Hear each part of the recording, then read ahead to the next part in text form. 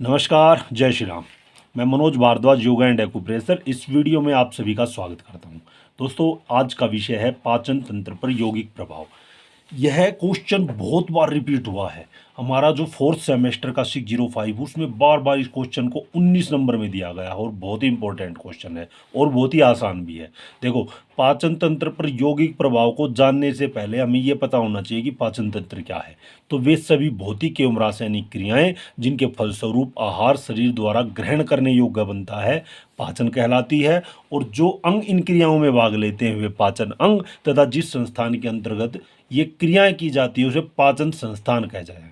और मनुष्य में पाचन तंत्र का प्रारंभ दांत तथा जीभ से हो जाता है, जो कंठनली, अमाशय, छोटी आंत एवं बड़ी आंत के अंतिम भाग गुद्दा तक फैला होता है। इस पूरी रचना की लंबाई लगभग 30 फीट होती है।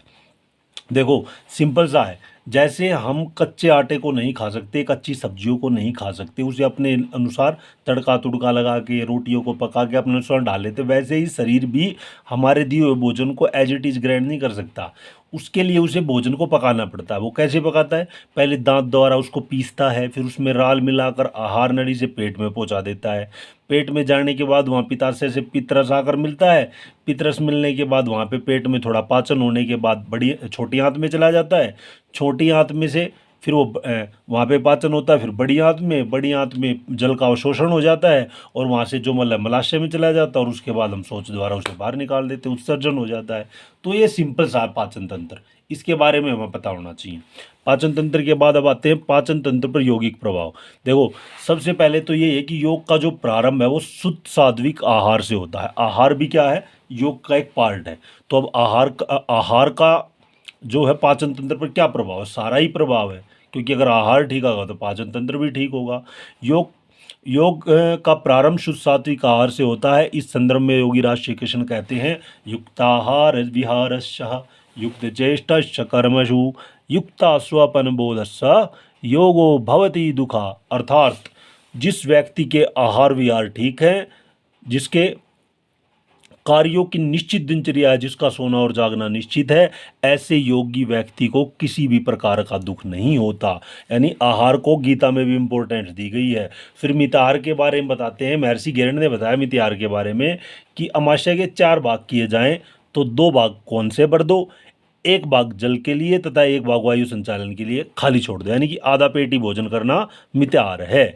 अब योग के ग्रंथों में भरपेट भोजन के स्थान पर आधा पेट भोजन करने को निर्देशित किया है। विभिन्न चिकित्सक अपने अनुभव के आधार पर इस तथ्य को स्वीकार करते हैं कि अधिक आहार लेने से अपच, गैस, एसिडिटी, अम्लपित्त तथा अल्सर जैसे रोग हो जाते हैं। सिंपल सी चीज़ है, यही है पाचन तंत्र के रोग। यदि हम ज़्यादा खाएंगे तो ये रोग होंगे और कम खाएंगे तो ये रोग नहीं होंगे। तो इसका मतलब आहार का और भी थोड़ा बहुत जो आपने पढ़ा हो कि आहार के क्या फ़ायदे होते हैं और जो पाचन तंत्र के रोग हो वो इसके अंदर आप डाल सकते हो अपने हिसाब से, अगर इसको और बड़ा भी करना चाहो तो।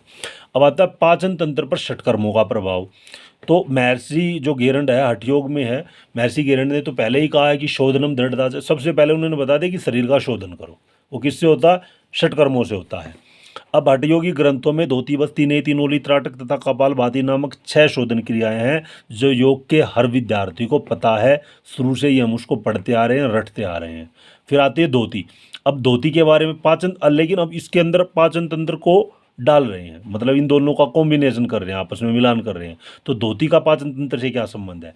इसका संबंध अमाशय से है। इस क्रिया के अंतर्गत वमन तथा वस्त्र के माध्यम से पाचन संस्थान की सफाई की जाती है। वमन यानी कि जो कुंजन भी हम इसके स्थान पर लिख सकते हैं या जल धोती लिख सकते हैं।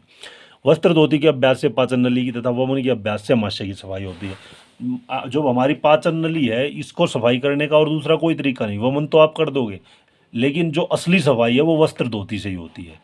तो इससे पाचन तंत्र में जो है धोती का बहुत ही अच्छा महत्व है। फिर बस्ती, इस क्रिया का पाचन संस्थान पर गहरा प्रभाव पड़ता है। आयुर्वेद में वात का मुख्य स्थान बड़ी आंत माना जाता है। जो वात है वो बड़ी आंत में ही बनता है, वहीं पे अपान वायु अधिकतर इकट्ठी रहती है और बस्ती के माध्यम से बड़ी आंत की सफाई की जाती है। आजकल यह क्रिया एनीमा के रूप में काफ़ी प्रचलन में है। इसमें थोड़ा बहुत तो अपनी किताब में भी दिया हुआ है 605 में। 605 तो किताब ही नहीं है एक्चुअल में, हमें 501 से लेकर टोटल दोबारा रिपीट करना पड़ेगा। तो मैंने ये नोट्स बनाए हैं, काफ़ी इम्पोर्टेंट है। तो एनीमा का आप सभी को पता ही है कि गुद्दा द्वार में पानी डाला जाता है, औषधियाँ डाली जाती है और उसके बाद जो मोशन होते हैं उससे बड़ी आंत की सफाई हो जाती है, इसको बस्ती कहा जाता है। अब नेति, इसका पाचन संस्थान से कोई संबंध नहीं है, ये एक लाइन बढ़ा दी मैंने, इसको नहीं भी लिखोगे तो कोई फर्क नहीं पड़ता, और लिख दोगे तो आपका क्वेश्चन थोड़ा सा जो है बढ़ जाएगा, एक लाइन और बढ़ जाएगी आपकी। अब नोली, इस क्रिया से पेट के आंतरिक अंग हष्ट-पुष्ट तथा मजबूत होते हैं। इस क्रिया में जब पेट की मांसपेशियों का संचालन किया जाता है तब पेट की अच्छी तरह से मालिश होती है तथा जठराग्नि प्रदीप्त होकर पाचन की क्रिया को तेज करती है। कई बार क्या होता है कि जब हम भोजन कर लेते हैं तो वो भोजन हमें डाइजेस्ट नहीं होता, उसमें फिर क्या करना होता है, अगर डाइजेस्ट नहीं हुआ मानी कि जो पाचन क्रिया थी वो तो खत्म होगी, जो प्रोसेस था खत्म हो गया, लेकिन कुछ अध पका हुआ भोजन हमारे पेट में, उससे क्या हो रहा है, हमारे को अम्ल पित्त बनना, खट्टी डकारे आना, इस तरह के काम होते हैं। तो ये डाइजेशन रिलेटेड प्रॉब्लम, इसमें क्या करते हैं, जब हम नोली का अभ्यास करेंगे तो हमारी जठराग्नि प्रदीप्त हो जाएगी और जो भोजन था वो विजातीय द्रव्य के रूप में इधर उधर जम गया है, जठराग्नि उसको दोबारा से पकड़ के डाइजेस्ट करके और अगले स्थान पर भेज देती है। फिर आता त्राटक। अब त्राटक का संबंध मानसिक एकाग्रता से है, इसका सीधा संबंध तो नहीं है डाइजेशन सिस्टम से त्राटक का, लेकिन क्या है, इसका संबंध मानसिक एकाग्रता से है और जिसका प्रभाव पड़ता है तंत्रिका तंत्र पर, तथा इससे शरीर के सभी तंत्र सुव्यवस्थित होते हैं। यानी कि सीधी सी बात है कि जब हमारा मानसिक एकाग्रता होगी तो हमारे जितने भी तंत्र वो ठीक हो गए, उन्हीं में से पाचन तंत्र भी ठीक हो जाएगा। फिर आती है कपालभाति की बात। तो कपालभाति के अभ्यास से आमाशय, आंत, लीवर आदि अंग क्रियाशील होते हैं। हमारा जो पेट है, हमारी आंत है, हमारा लीवर है, कपालभाति के अभ्यास से उन सब पर असर पड़ता है। जैसे ही हम श्वास को बाहर निकालते हैं धक्के के साथ तो इन सब पे असर पड़ता है, तो ये क्रियाशील हो जाते हैं। अब आता है पाचन तंत्रों पर आसनों का प्रभाव। अब आसनों का तो सीधा ही प्रभाव पड़ता है पाचन तंत्र पर। ऐसे तो आसन खाली पेट करने चाहिए, लेकिन वज्रासन को खाने के तुरंत बाद किए जाने से पाचन और अच्छा होता है। अब आसन करते टाइम देखो क्या प्रभाव पड़ता है, जब हम कोई आसन कर रहे हैं तो सबसे पहले उस पर दबाव उत्पन्न होगा, खिंचाव उत्पन्न होगा। जब हम आसन करेंगे, जब हम उसको रिलीज करेंगे तो फिर, और जब उस पर खिंचाव उत्पन्न होगा, दबाव उत्पन्न होगा, तो वहाँ ब्लड सर्कुलेशन रुक जाएगा, और रिलीज करेंगे तो वो ब्लड सर्कुलेशन और तेज़ी से दौड़ेगा, जिससे क्या होगा कि ब्लड की भी पूर्ति हो जाएगी, ऑक्सीजन की पूर्ति हो जाएगी, और जो टिश्यू डेड होंगे वो सब ठीक हो जाएंगे। उससे जो अंग है बहुत तेज़ी से सात रक्त उस अंग में भर जाता है, जिससे अंग की गंदगी हटती है, उसे ज़्यादा मात्रा में पोषक पदार्थ एवं ऑक्सीजन प्राप्त हो जाती है। अब पाचन तंत्र पर प्रभाव डालने वाले आसन, वे सभी आसन जिनसे आपके पेट पर खिंचाव उत्पन्न होता है, आप सब ने किए होंगे आसन, आप अंदाज़ा लगा लीजिए कौन कौन से हैं, वो सभी पाचन तंत्र पर प्रभाव डालते हैं, जिससे पेट की मांसपेशियाँ खिंचती हो। अब म्यूरासन के बारे में मैंने थोड़ा स्पेशल बताया है कि इसका अभ्यास से विष को पचाने वाला होता है। जैसे आपने सुना होगा कि मोर को पत्थर भी हजम हो जाते हैं, विष भी हजम हो जाता है, इसलिए म्यूरासन करने वाले को विष भी हजम हो जाएगा। डाइजेशन में इसका बहुत ही ज़्यादा फायदेमंद है। तो सूर्य नमस्कार। अब सूर्य नमस्कार जो है, फिर पहले इसके बारे में थोड़ा लिख दो कि ये 12 आसनों का एक सम्मिलित अभ्यास है, या कब्ज, मोटापा, मधुमेह। फिर जो पाचन तंत्र के जो रोग है उनके बारे में लिख दो कि ये जितने भी रोग है पाचन तंत्र के, उन सबको दूर करता है, भूख नहीं लगना होगा, मोटापा, मधुमेह, सब में फायदेमंद है सूर्य नमस्कार। अब फिर आता है पाचन तंत्र पर मुद्राओं का प्रभाव।